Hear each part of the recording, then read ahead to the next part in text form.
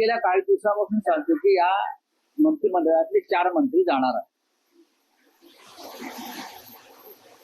संजय शिरसाट एक मंत्री आहेत मला वाटतं, त्यानंतर माणिक कोकाटे, योगेश कदम यांचं नाव त्यात जोडलं गेलेलं आहे. बाकीची नावं समोर येत आहेत, पण 4 वरून संपूर्ण मंत्रिमंडळाची सफाई करून एक वेगळ्या चेहऱ्याचं मंत्रिमंडळ आणावं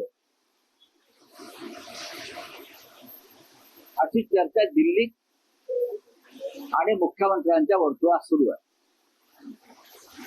संजय राठोड यांना सुद्धा जावं लागतं.